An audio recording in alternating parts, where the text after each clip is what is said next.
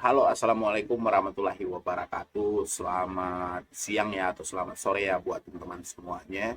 Khususnya yang selalu menantikan video terbaru atau update terbaru dari channel Eksklusif.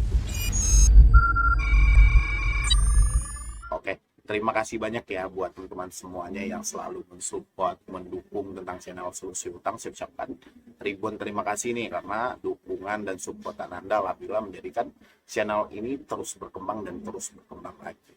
Ya, itu berkat dari supportan, semangat dan dorongan dari teman-teman semuanya sehingga menjadikan channel ini luar biasa banget terus berkembang dan terus berkembang sampai detik ini. Itu semuanya dukungan Anda ya. Oke, jadi judul video kita hari ini yaitu pinjol ilegal, benar nggak Bang dia datang ke rumah? Kayak mana sih Bang cara menghadapi dari pinjol ilegal ini? Karena banyak orang yang masih bingung, yang masih ketakutan ketika dihadapkan dengan gagal bayar ya.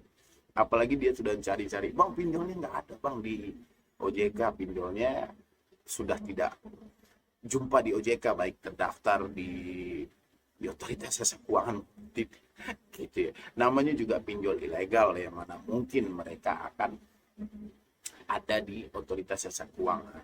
Ketika Anda gagal bayar di pinjol ilegal, jalannya adalah berhenti membayar. Kalau Anda ditakut-takuti, ya saya kan selalu bilang itu, kalau Anda ditakut-takuti, Anda berhenti membayar. Jangan lanjutkan lagi pembayaran, karena itu statusnya ilegal. Ilegal ini sulit ini. Ketika kita bayar, mereka akan memanfaatkan kita. Ya. Ketika kita bisa perpanjang, mereka akan hantam kita. Ketika kita melakukan pencicilan, mereka akan terus desak kita.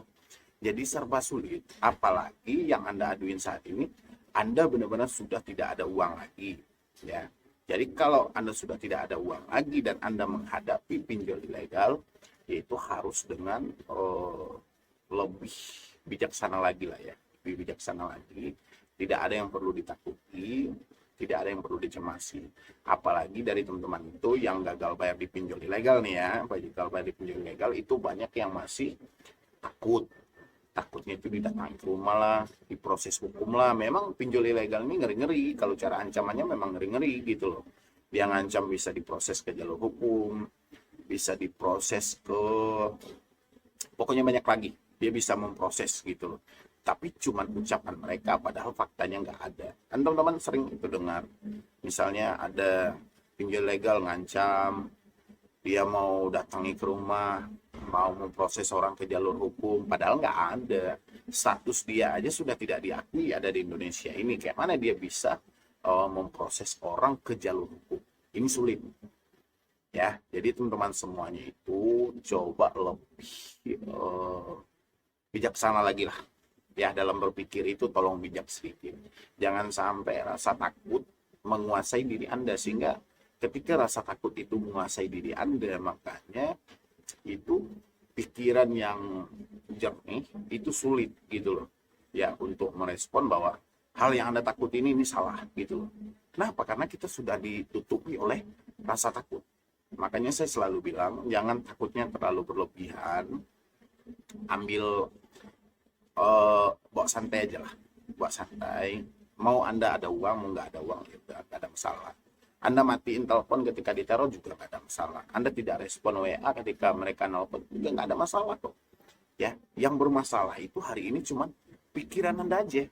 Kalau dari pinjolnya nggak ada masalah sama sekali gitu. Tinggal dari teman-teman itu hari ini, ya saya bilang kalau mampu bayarkan, kalau nggak mampu nggak usah. Ya, kalau rasanya teman-teman seperti yang saya bilangin tadi, karena pinjol ilegal ini rumit, kita perpanjang rumit, dicicil rumit, dibayar juga rumit. Makanya ketika mereka melakukan pengancaman, ketika Anda telat 1 hari atau 2 hari, minta aja mereka untuk datang ke rumah. Silakan kunjungi, saya ada di rumah. Kayak gituin aja.